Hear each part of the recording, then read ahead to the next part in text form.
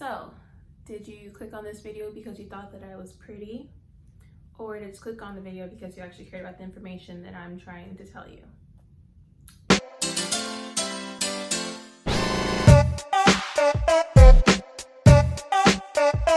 Hey guys, welcome back to my channel, and if you're new here, hi, my name is Zhariya Smith and I typically make commentary videos just like this one. So if you guys like that, or you just love my beautiful face, which is going to be the topic of today's video, make sure to subscribe down below. Hit the notification bell, get notified every single time I post, which happens to be on Mondays and on Fridays. And with that said, please like the video.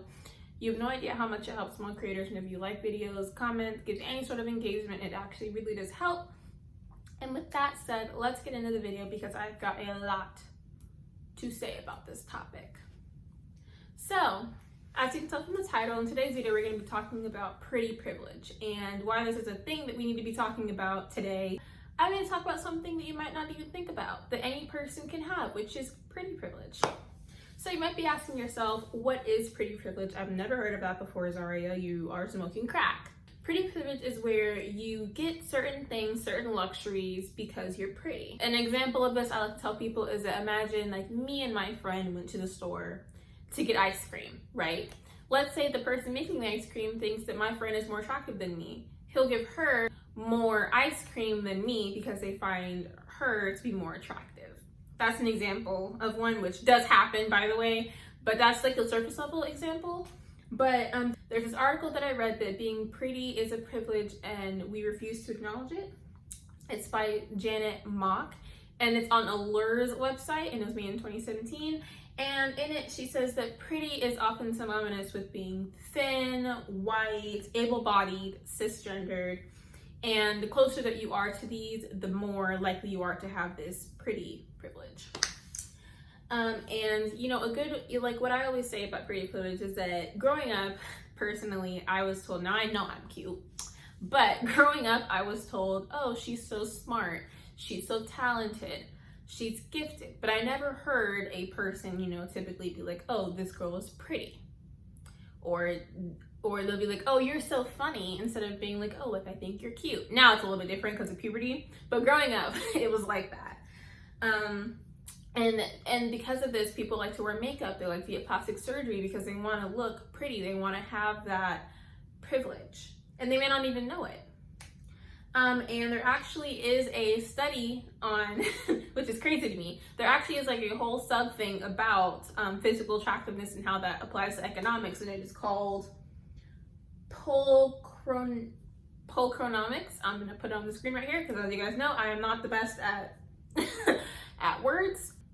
What they find usually is that being pretty makes finding a job a lot easier. It makes you more popular. You get more friends. You get more, relationships. You become more popular on social media. That just because you're pretty.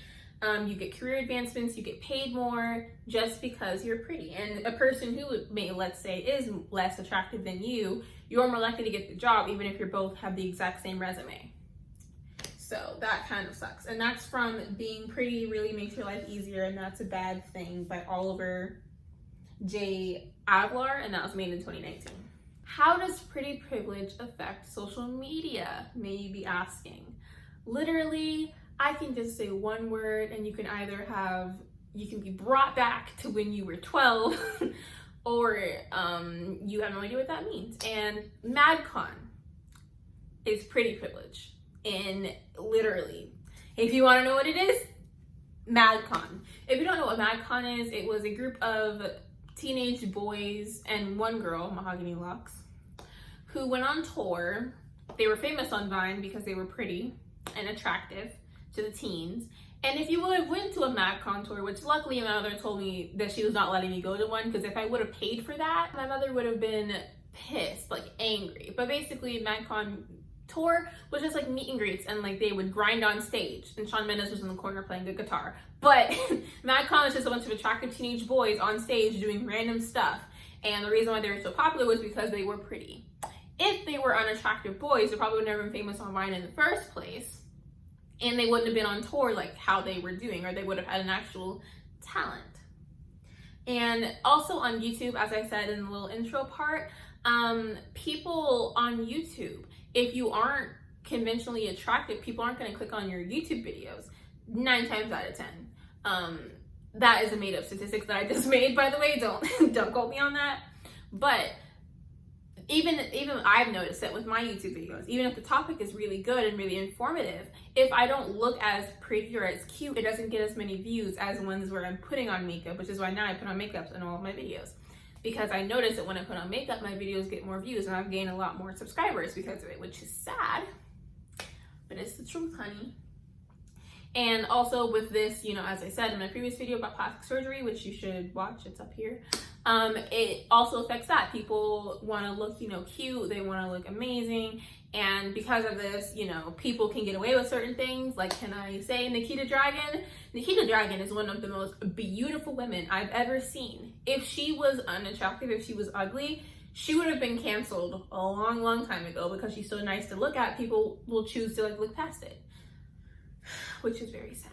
So let's talk about getting a job, which, you know, most people in life have or will have at some point. A lot of times Black women who have 4C hair, which I have 4C hair, and we're told we need to straighten our hair because that makes us look more presentable, makes us look more attractive, which is why a lot of us wear wigs, you know, and looser curls like this are seen as more acceptable. A Harvard economist named Marcus Mobius and a Weston Anniversary economist, Tanya Rosenblatt, I'll put that on the screen, they published a paper called Why Beauty Matters in 1994, and they found that in 3 different samples of workers, they found that people that were seen as more attractive made 12 to 14% more than unattractive people, and that's a lot. That's a lot of money that you could be losing just from your appearance. It says that regardless of gender, they're more likely to get hired and they're treated nicer by people.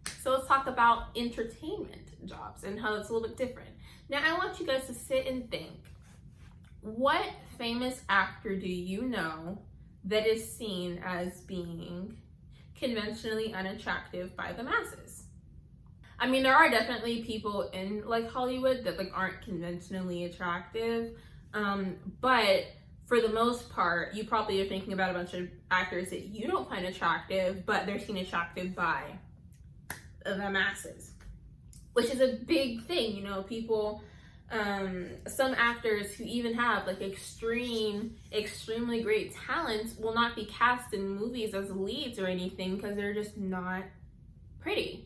They're seen as, you know, a side character who's like meant to be ugly, or like the movie The Duff, which was a horrible movie that should have never been released in the first place. It's just not like good, is what I'm trying to say. So why am I talking about this, and why does this matter, and why should you pay attention to your pretty privilege? It is important if you work in, you know, a service job, or you are trying to, you know, do different stuff, and you're a casting director. If you're a casting director, hi, I act sometimes, but it is important to look and notice these things. And if you see, you know, you like, and you start to notice these little things, like some certain luxuries that you may get, like some people who are more attractive will sometimes get less, their cars, like they'll get like a lower price for their cars, a lower price for their homes that they're getting. Like it's like a true imbalance. And we can talk about, you know, racial imbalances, gender imbalances, but this applies to every race, every gender, like, and everyone in between. This applies to you.